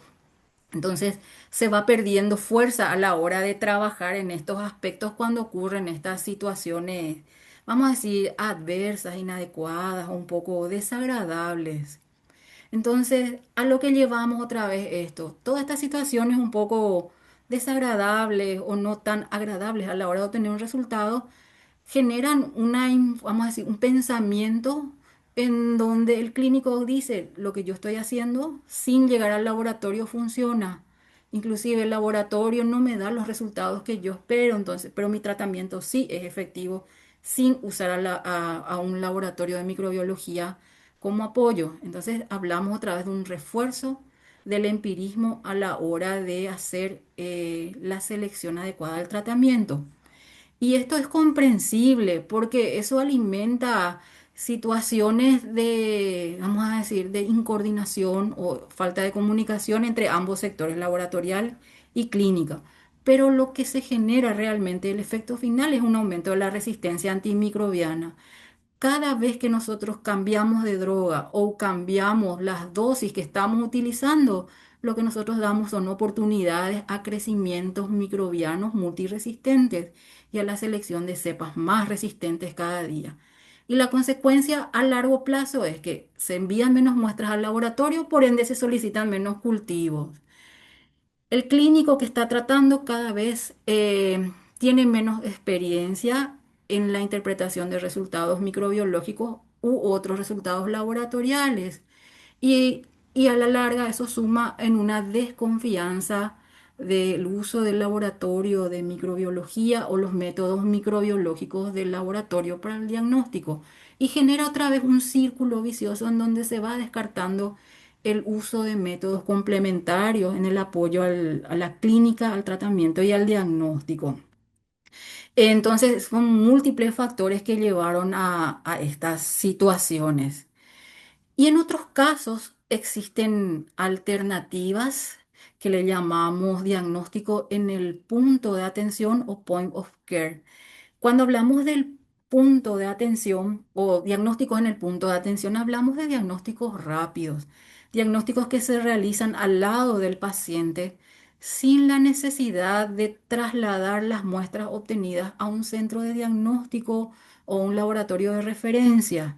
Entonces podemos resolver la duda o la problemática de manera relativamente inmediata, con una información más certera y una posibilidad de actuar de manera más fundamentada a la hora de seleccionar un tratamiento. Cuando hablamos de un diagnóstico en el punto de atención o point of care, estamos hablando de un diagnóstico que se realiza ya en consultorio. Si hablamos de animales que están, vamos a decir, fuera del consultorio a campo, se hace a campo o en situaciones de emergencia donde necesitamos información rápida o en una clínica que no disponga de un laboratorio debidamente equipado.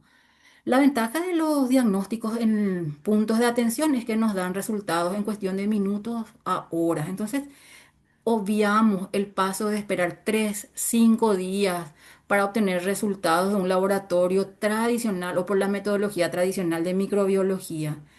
Normalmente, estos tipos de diagnóstico rápido se realizan, por ejemplo, a través de test de inmunocromatografía rápida, en donde la aplicación del material biológico del paciente sobre una zona en donde están, vamos a decir, impregnados los reactivos, generan un cambio de color en el mismo, una raya, dos rayas, una modificación o puntos dentro de lo que sería la tira de celulosa. También están los diagnósticos en el centro de atención rápido, que son por biosensores electroquímicos. Se utiliza una tecnología un poco más avanzada. Y tenemos a las reacciones en cadena de la polimerasa, que son portátiles, son para estudios moleculares eficientes y rápidos. Y si hablamos de lo que es microbiología, nuestro tema de resistencia antimicrobiana, también tenemos máquinas o productos de diagnóstico rápido que pueden detectar patógenos específicos o antígenos o material genético, marcadores de resistencia o algunas técnicas, esos toxinas y factores de virulencia que generan una resistencia a muchos tipos de enfermedades o una resistencia moderada al tratamiento de enfermedades. Como todo método diagnóstico, tiene unas ventajas que fortalecen a la elección de la misma o de las mismas y también tiene sus puntos débiles o puntos críticos por los cuales no se los debe tomar al 100% como la última, vamos a decir, como una información tajante e indiscutible. Si vamos a hablar de las ventajas, tiene varias ventajas. Desde el punto de vista de la rapidez a la hora de obtener un resultado, tenemos un resultado de manera inmediata y ya tomamos una decisión terapéutica y diagnóstica. Entonces, ¿qué es lo que lleva a eso? A reducir la posibilidad de seleccionar un fármaco a ciegas o hacer, vamos a decir, sacar de la posibilidad hacer un tratamiento empírico. Si hablamos de un diagnóstico rápido, nos da la posibilidad de iniciar una terapia antibiótica correcta ya desde el momento de obtener el resultado, vamos a decir, al lado del paciente. Entonces tenemos la selección de un medicamento adecuado, evitamos la utilización de drogas con alta toxicidad o más efectos colaterales, la posibilidad de aparición de resistencias por una selección inadecuada de antimicrobianos y también costos elevados por fracasos o cambios repetitivos de lo que serían drogas que son ineficaces. En cuanto a otra ventaja, de acuerdo al tipo de examen diagnóstico, la técnica, perdón, si estamos ante una enfermedad que se disemina rápidamente o de alta contagiosidad, el hecho de tener un diagnóstico positivo para ese patógeno que tiene un alto factor de virulencia nos permite ya establecer medidas de contingencia o, vamos a decir, interdicción en esos pacientes. Entonces permite, ante casos positivos, el aislamiento de esos individuos para evitar la diseminación del agente microbiano o también reducir la probabilidad de que ese microorganismo se disemine dentro de la clínica en donde está tratada. El diagnóstico a campo, le vamos a decir en el point of care, lo que hace es facilitar la utilización en diferentes medios, en medios rurales y en sistemas extensivos, en donde no hay posibilidad de llegar hasta un diagnóstico de referencia o un diagnóstico con mucho más equipamiento. Nos va a reducir costos indirectos también porque necesitamos, vamos a decir, la utilización del test adecuado facilita una emisión de información correcta de manera rápida y por lo tanto la terapia es adecuada. El paciente responde rápidamente a ese tratamiento y queda menos tiempo internado. Entonces se reduce la posibilidad de tratamientos empíricos innecesarios, menos consultas o seguimiento de ese paciente a lo largo del tiempo establecido por el clínico para dar de alta. Y desde el punto de vista de una salud, nosotros hablamos de que los diagnósticos rápidos en el sitio de atención también vienen a ser apoyos a mecanismos de vigilancia sanitaria.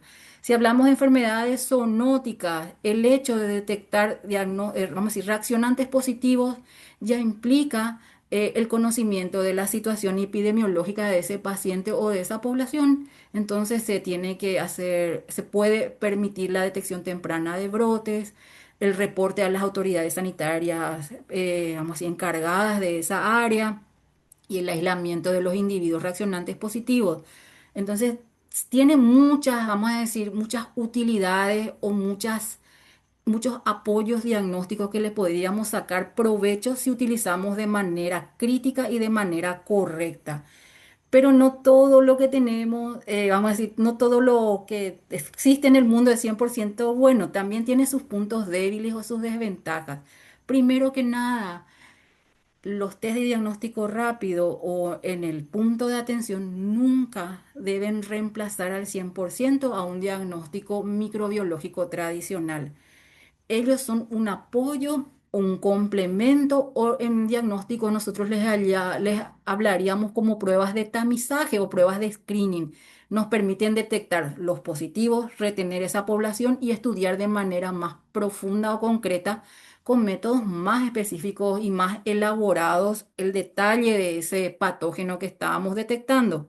Entonces hablamos de que son pruebas que tienen sensibilidades limitadas, solamente puede detectar cierta cantidad de, como así, concentraciones de agentes microbianos.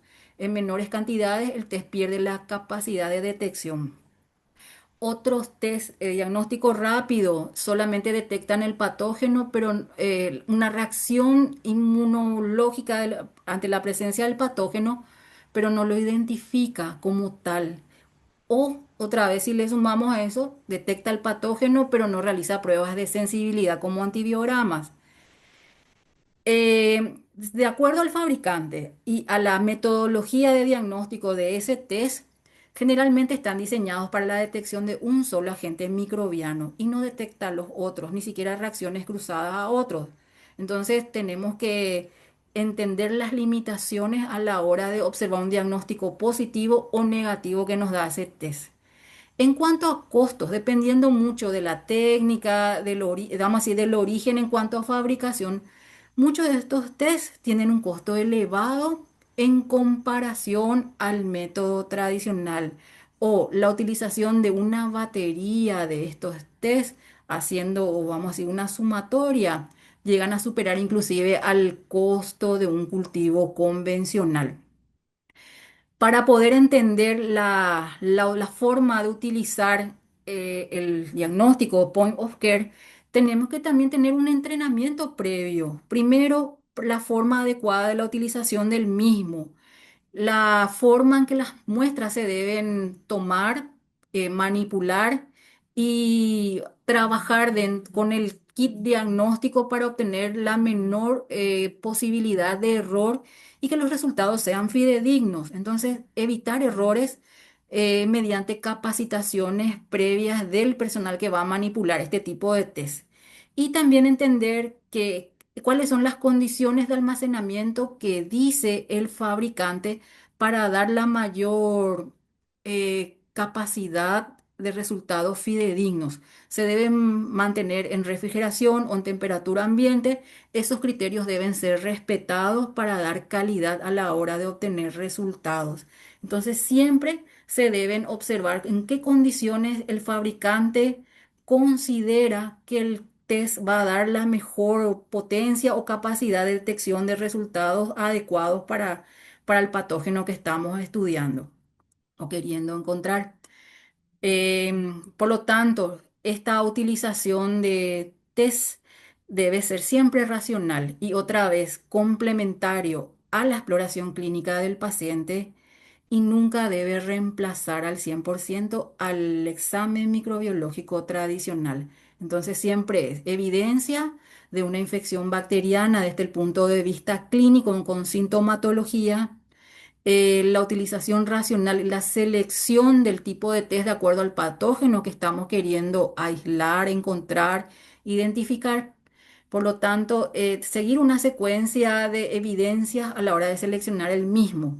Entonces, siempre estamos diciendo que el test de diagnóstico rápido es un complemento y no un reemplazo, siempre orientado a una toma de decisión rápida, que el cultivo va a confirmar y que eso complementa el diagnóstico desde varios puntos.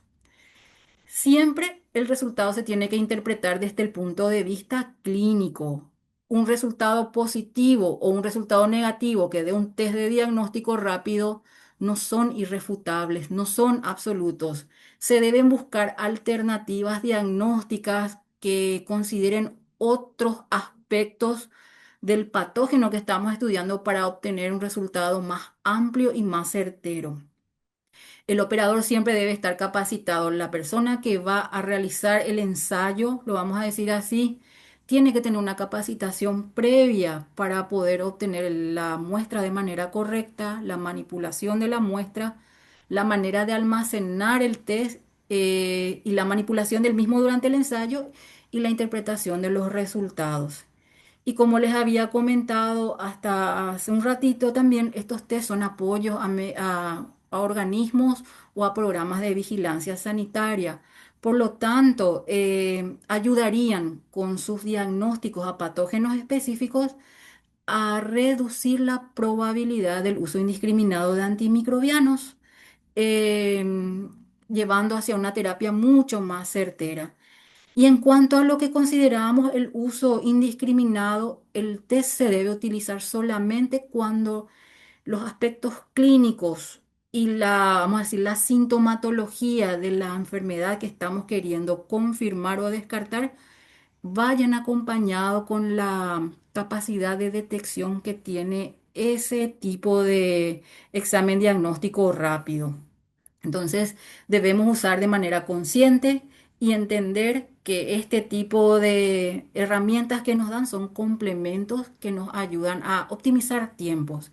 Por lo tanto, el uso indiscriminado de estos test eleva nuestros costos cuando utilizamos ante cualquier sospecha, duda o paciente que llega a la clínica, aumentan los costos operativos de la clínica y también los costos, vamos a decir, en las facturas que emitimos para que el propietario pague ese tipo de exámenes diagnósticos. Y también manejar la manera en que el test interpreta los resultados para evitar decisiones clínicas erróneas.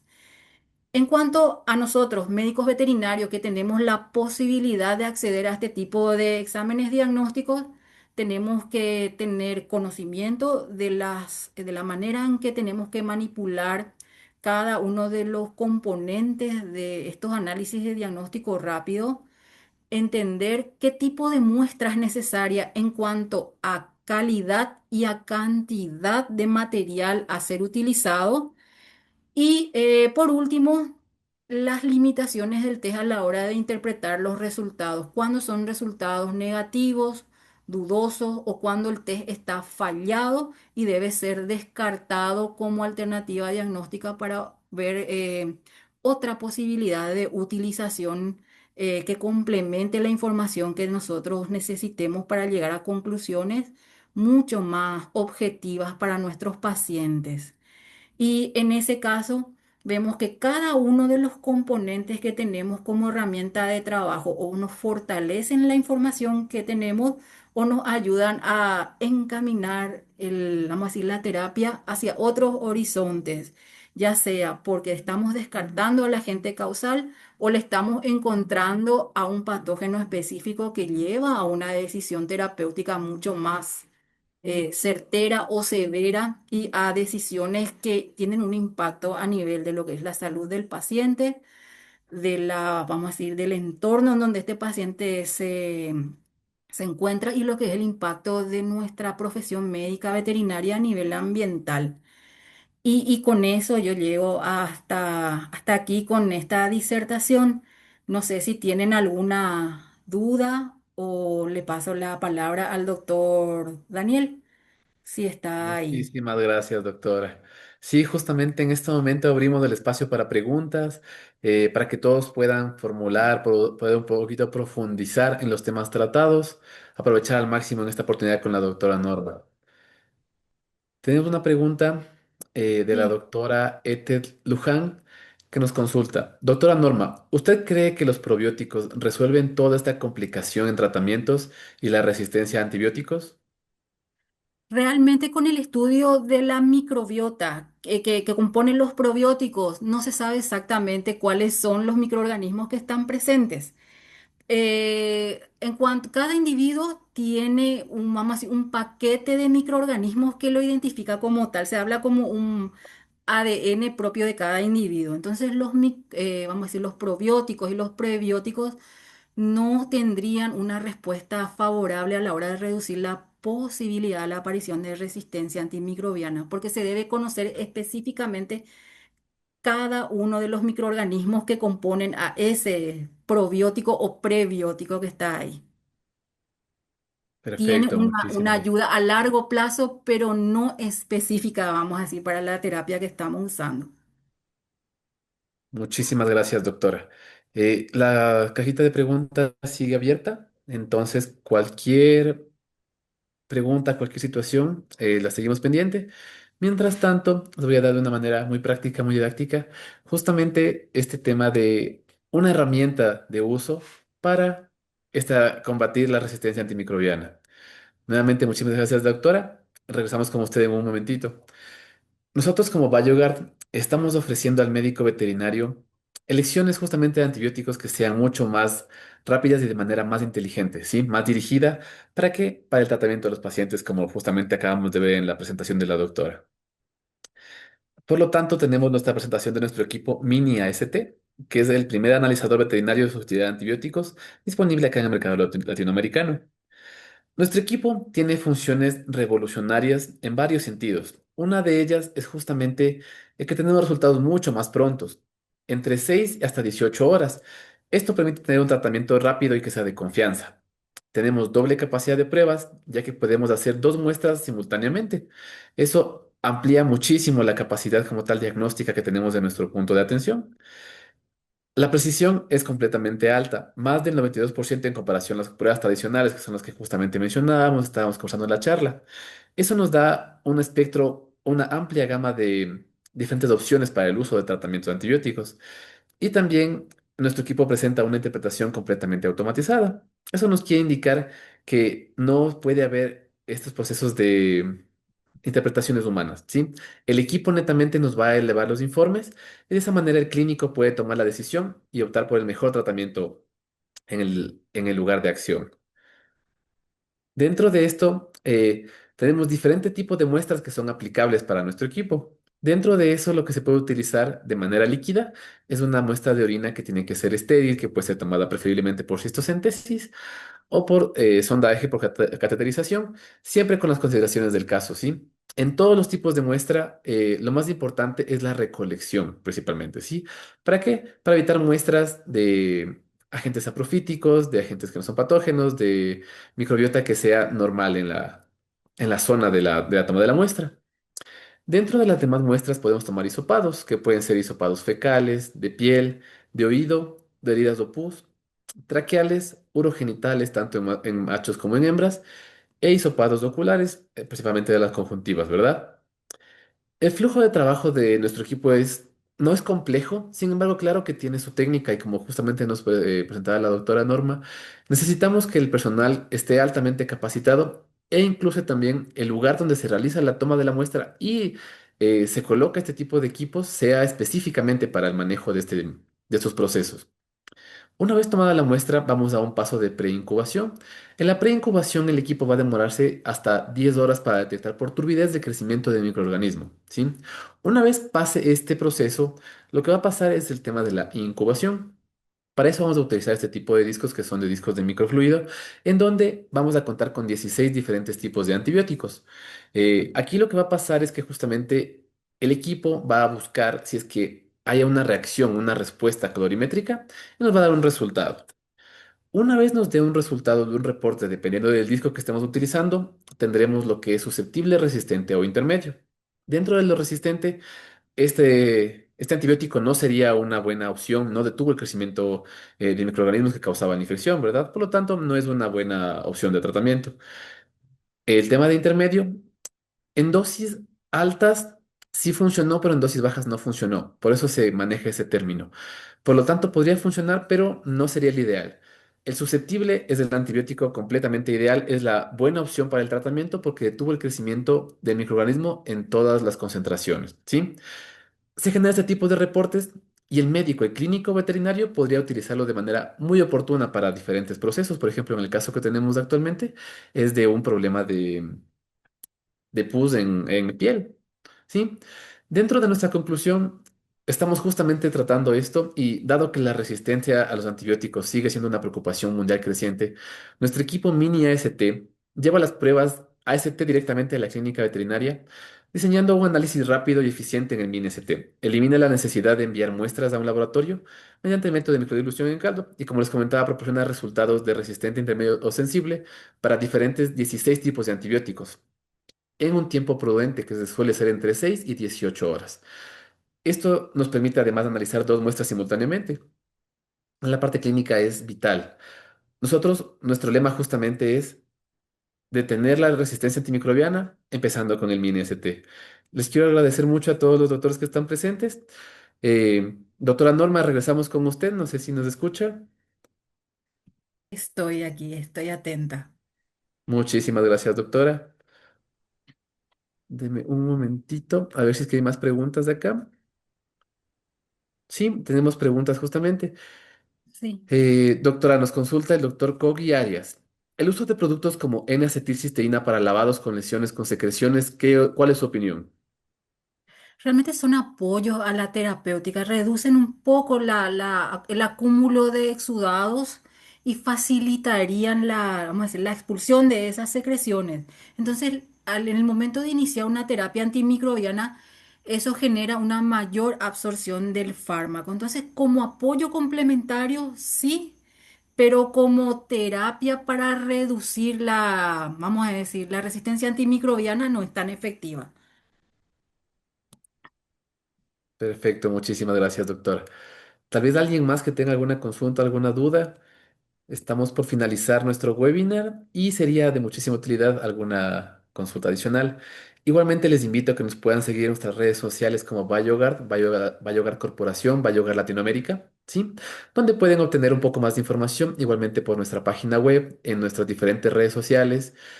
Y si tienen alguna novedad, alguna consulta, pueden dirigirse directamente con nuestro distribuidor en Paraguay, el doctor Didier Montpellier, o con mi persona. Siendo así, parece que no hay más consultas. Queremos reiterar nuestro agradecimiento a la doctora Norma por su excelente participación. ¿Sí? Doctora Norma, usted nos ha llenado de una información muy clara, llena de aportes muy prácticos que han sido de un gran valor para todos nosotros. Es realmente una presentación muy completa. Nuevamente le agradecemos por la participación y le compartir esta información con nosotros. No, También le queremos agradecida agradecer estoy. a nuestro distribuidor, el doctor Didier Módica, por su constante apoyo y compromiso.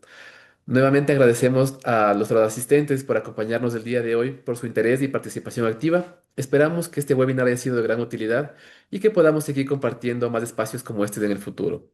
Muchísimas gracias a todos y que tengan un excelente día. Muchísimas gracias, doctora. Gracias a ustedes. Hasta luego. Muchísimas gracias, que tengan muy buena noche. Hasta luego. Hasta luego.